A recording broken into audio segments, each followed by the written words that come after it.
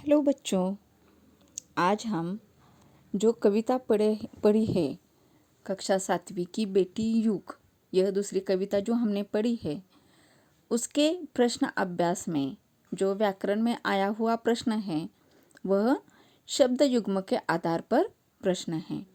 तो देखिए, हम इस शब्द युग्म के बारे में जानकारी ले लेते हैं। शब्द युग्म की परिभाषा और कुछ उदाहरण, उसके जो बनाए हुए वर्ग है उनके बारे में जानकारी ले लेते हैं। शब्द युग्म की परिभाषा देखिए, जब दो शब्दों को जोड़ के रूप में प्रयोग किया जाता है तो वे शब्द युग्म कहलाते हैं। इसका मतलब है कि जब वाक्य में शब्दों को जोड़ के रूप में प्रयोग किया जाता है तो उसे शब्द युग्म कहते हैं। जैसे यहाँ उदाहरण दिए हैं, घर घर शिक्षा का प्रचार होना चाहिए, शादी में खाना पीना देर तक चलता रहा, शिक्षा से ऊंच नीच का भेद मिटेगा। जैसे कि यहाँ हम वाक्य देख रहे हैं, यहाँ जो शब्द युग्म है वह अलग अलग तरीके से रखे हैं।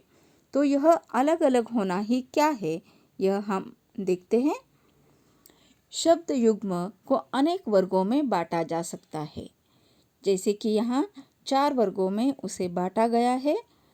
पहला है पर्याय युग्म, दूसरा विलोम युग्म, तीसरा पुनरुक्त युग्म और चौथा सार्थक निरर्थक युग्म। अब इन वर्गों के बारे में हम जानते हैं कि किस तरह के शब्दों का वर्गीकरण इन वर्गों में हुआ है। पहला है पर्याय युग्म, जहाँ दोनों शब्दों का अर्थ एक सा होता है।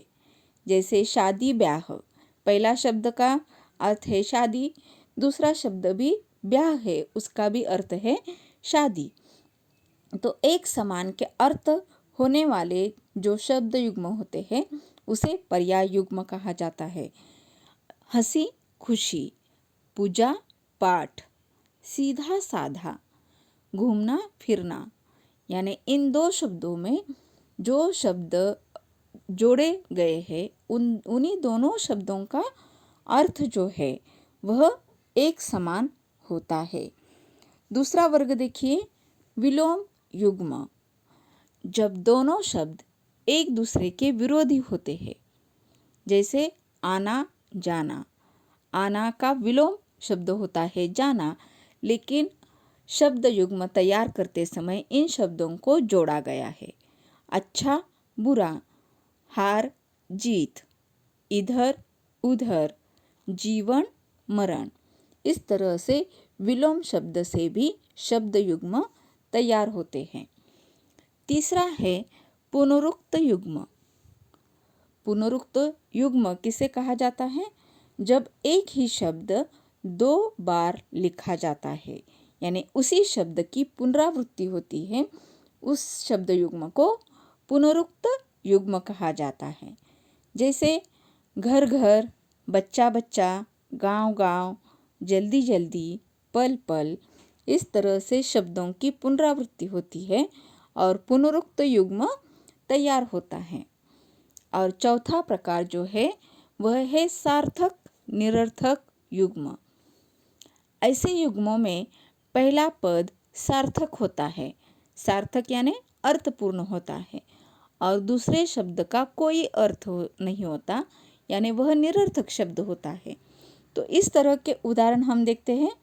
जात पात, जैसे कि यहाँ जात का अर्थ तो हमें मालूम है, लेकिन पात इस शब्द का कोई अर्थ नहीं होता, लेकिन फिर भी इस शब्द युग्म में इन 2 शब्दों को जोड़ा गया है।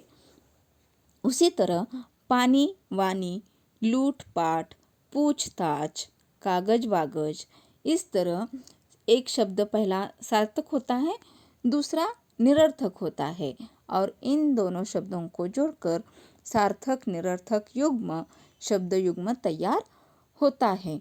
और इसी तरह यह शब्द युग्म तैयार होते हैं।